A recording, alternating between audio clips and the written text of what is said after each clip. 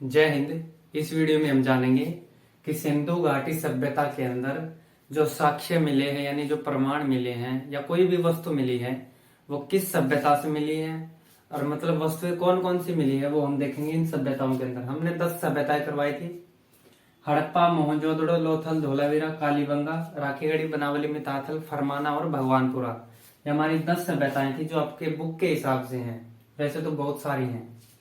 तो पहले देखते हैं हड़प्पा में। हड़प्पा में क्या मिला है? मछुआरे का चित्र मिला है। ठीक है, मछुआरे समझते हैं जो मछली पकड़ते हैं, तो उनके चित्र मिले हैं। और गरुड़ और भगवान शिव की प्रतिमा मिली है। गरुड़ आप जानते हैं पक्षी है एक, और भगवान शिव की क्या मिली है? प्रतिमा यानी कि एक स्टैचू यानी कि एक मूर्ति मिली है। उसके बाद है मोहनजोदड़ो। सेकंड कौन सा है? मोहनजोदड़ो। अब इसमें क्या मिला है? देखो, दुनिया का या ये कह सकते हो सभी सभ्यताओं में सबसे बड़ा शहर था मोहनजोदड़ो। सबसे बड़ा शहर था मोहनजोदड़ो। और उसमें एक जलकुंड मिला है। क्या मिला है? जलकुंड। जिनको नहीं पता जलकुंड क्या है उसकी हम फोटो डाल देंगे, अब देख लेना। अब उसके बाद है जो मोहनजोदड़ो के जो व्यक्ति थे वो क्या थे कि भाई वो लोहे से परिचित नहीं थे। यानी देखो, उन्होंने जिंदगी में कभी लोहा नहीं देखा। उन्होंने सोना, चांदी, कांस्य, तांबा सबका प्रयोग किया, लेकिन कभी भी उन्हें लोहे से वो परिचित नहीं हुए। इसलिए उनको वो जो व्यापार करते थे तो सोना चांदी इन्हीं में करते थे ज्यादा। ठीक है। अब तीसरा है लोथल। अब देखो, लोथल के अंदर क्या मिला है कि मुख्य घरों के दरवाजे, जो वहां पे बड़े बड़े मुख्य घर थे उनके जो दरवाजे थे ना वो मेन सड़क पर खुलते थे डायरेक्ट। ठीक है। तो यानी जैसे कोई एक घर है, उस घर के जो बाहर के दरवाजे रहेंगे मेन दरवाजे, वो दरवाजे कहाँ खुलेंगे? डायरेक्ट सड़क के ऊपर खुलेंगे। तो ये मिला है लोथल में। और वहां पर सती प्रथा के भी साक्ष्य मिले हैं। सती प्रथा के बारे में भी साक्ष्य मिले हैं लोथल में।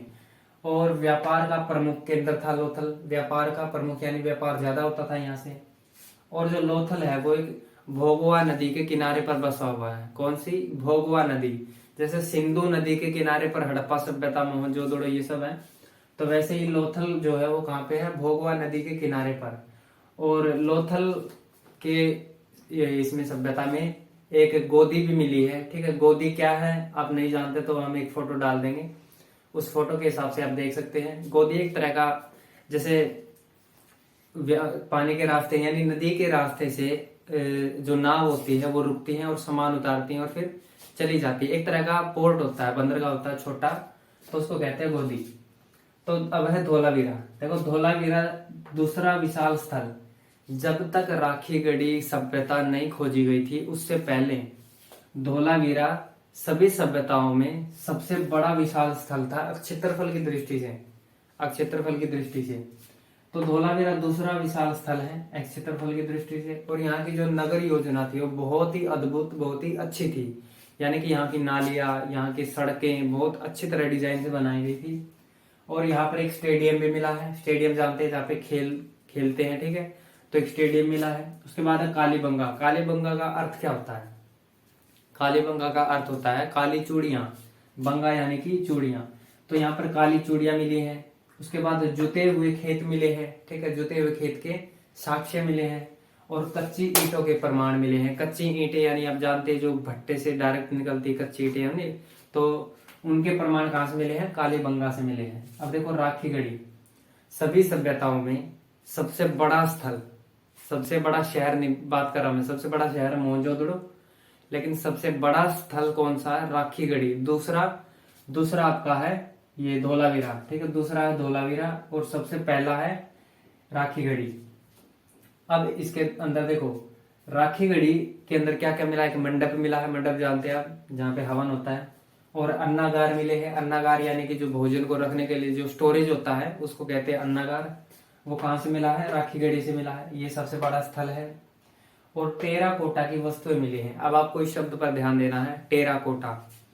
राखीगढ़ी से लेकर और भगवानपुरा तक के बीच में जितनी सभ्यताएं हैं सभी में टेराकोटा की वस्तुएं, मोती, सभी तरह की वस्तुएं टेराकोटा की ही मिली हैं।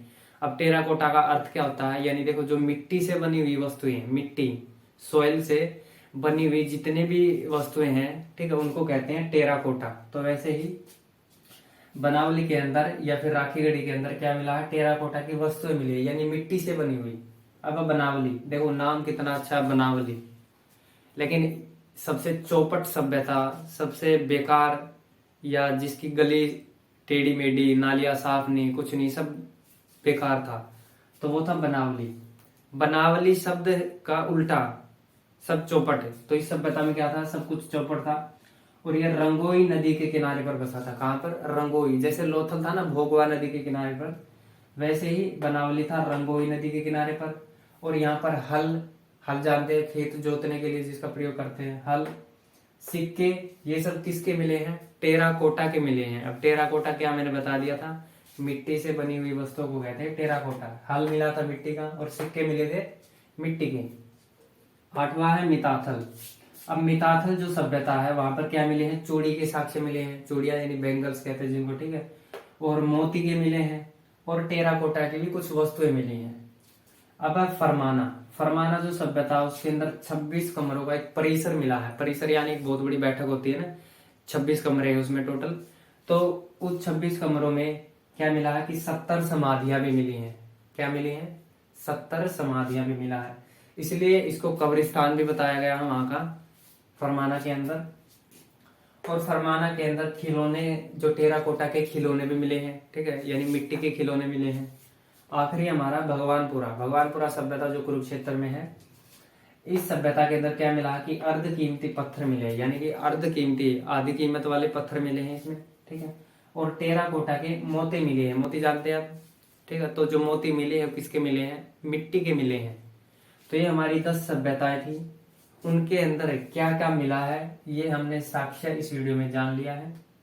इसके बाद हम जानेंगे कि मेसोपोटामिया क्या है, उसकी कितनी सभ्यताएं हैं, या फिर सिंधु सभ्यता के अंदर जो समझदार लोग हैं, या सबसे समझदार सभ्यता कही जाती है, वो आखिर आए थे कहाँ से, क्या वो भारत के थे या फिर भारत से बाहर से आए थे।